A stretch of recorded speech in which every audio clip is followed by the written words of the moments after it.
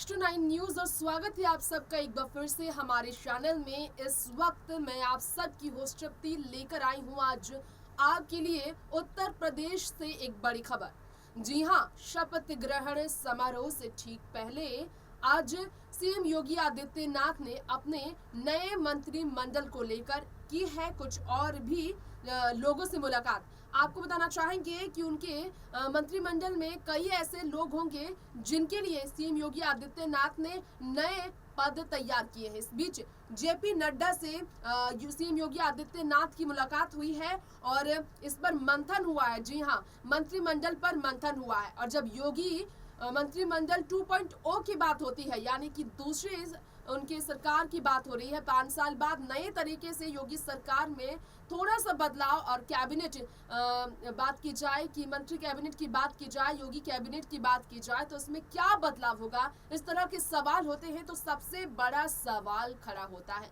क्या सीएम योगी आदित्यनाथ अपनी पार्टी में शामिल हुए, भाजपा में शामिल हुई अपर्णा यादव को एक बड़ा मौका देंगे?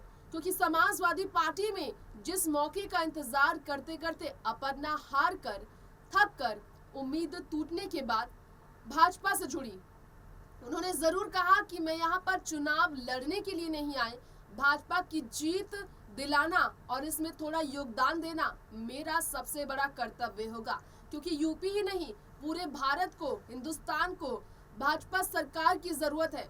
सीएम योगी आदित्यनाथ ही नहीं बल्कि प्रधानमंत्री नरेंद्र मोदी की भी जरूरत है। और मोदी जी के नेतृत्व पे, भाजपा के नेतृत्व पर यहाँ राष्ट्रवाद के हित में काम करना जरूरी है। इसलिए मैं भाजपा से जुड़ी हूँ। अब समाजवादी पार्टी की सदस्य होने के बावजूद अपर्णा यादव को अगर आपने देखा होगा तो हमेशा से भाजपा से जुड़ने से पहले भी समाजवादी पार्टी की सांसद होने के बावजूद अपर्णा यादव सीएम योगी से जब भी मिलती या फिर प्रधानमंत्री नरेंद्र मोदी से मिलती तो वो बहुत ही ज्यादा उनकी दीवानी नजर आती, उनसे बहुत ज्यादा इम्प्रेस नजर आती थी।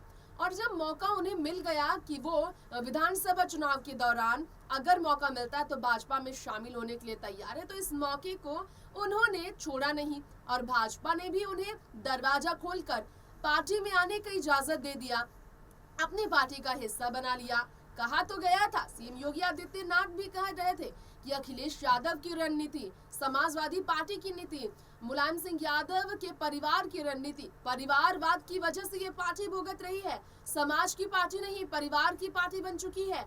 और इसीलिए अपर्णा यादव के आने से वो खुश थे और अपर्णा यादव की तारीफ करते नजर आए थे। अब शपथ ग्रहण में बहुत ज्यादा इंतजार नहीं है और इससे पहले शपथ ग्रहण होने में कल का समय रह गया है और आज में जो पूरी तरह से मंथन कर चुके हैं सीएम योगी आदित्यनाथ मंत्रिमंडल के लिए, इसकी बात की जाए तो सवाल बहुत ही बड़ा है कि अपर्णा यादव को तो उम्मीदें हैं सीएम योगी आदित्यनाथ से, योगी मंत्री कैबिनेट से कि उन्हें एक बड़ा अहदा दिया जा सकता है मंत्री पद के लिए। क्या वाकई में योगी मंत्रिमंडल के में शामिल होंगी अपर्णा यादव?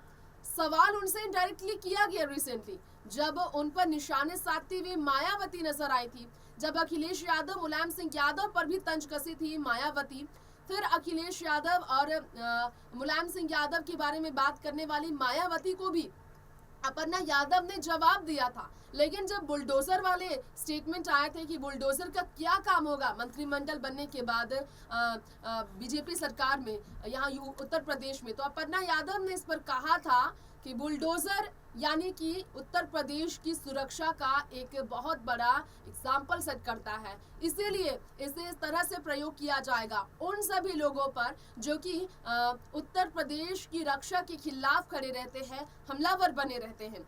साथ ही साथ अपने ही भैया यानी कि जेठ जी अखिलेश यादव की करारी हार पर अपर्णा यादव ने अखिलेश यादव के इस्तीफा के ऐलान के बाद कि वो लोकसभा चुनाव तो नहीं लड़ेंगे, 5 साल बाद एक बार फिर से यूपी के लिए ही वो काम करेंगे, साल 2027 में वो फिर से सीएम योगी को अटैक कर देंगे।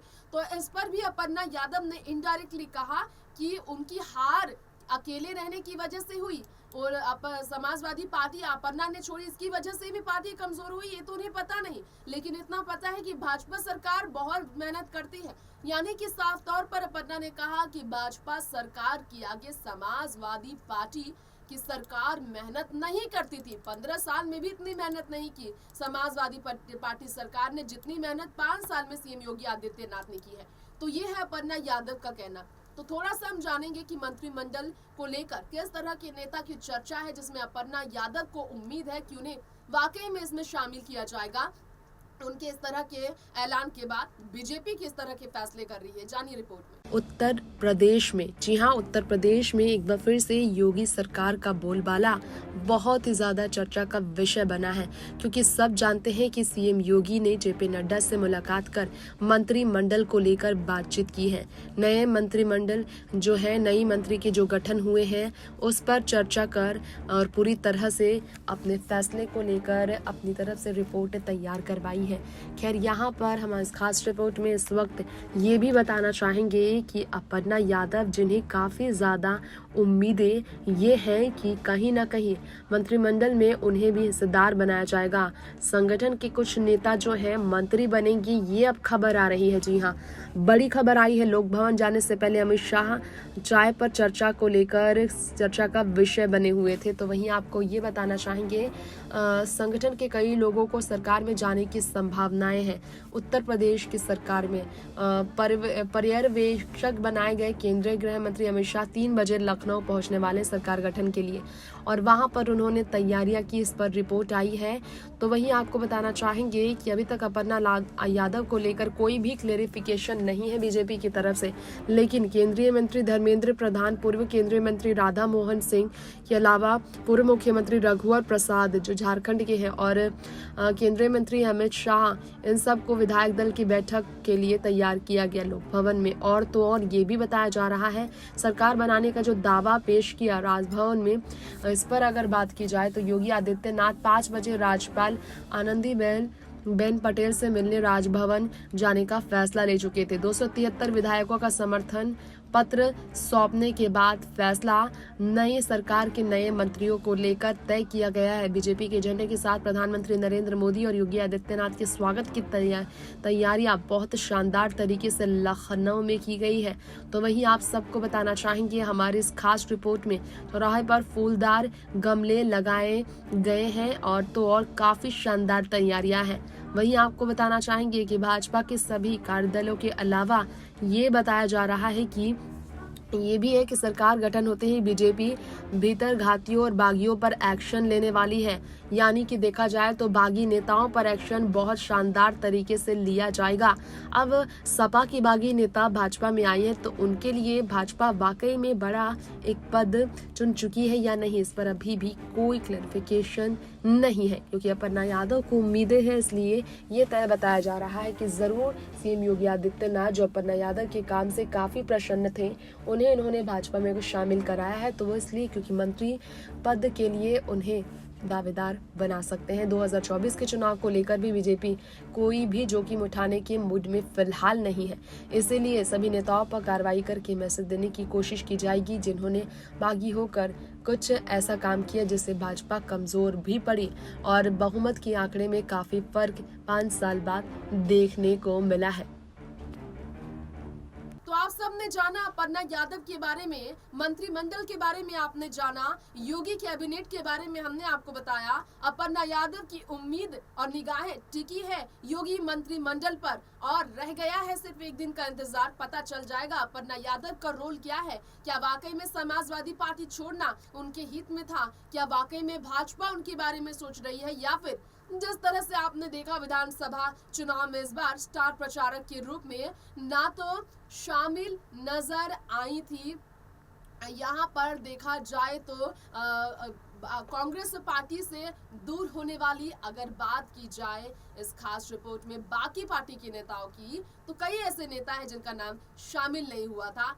अरुण गांधी की बात कर लीजिए तो उनका भी नाम सामने नहीं आया, मेनका गांधी का नाम सामने नहीं आया। क्या ऐसा ही हाल अपर्णा का होगा? वक्त बताएगा। फिलहाल लेंगे आपसे इजाजत, देखते रहे नेक्स्ट 9 न्यूज़। नमस्कार।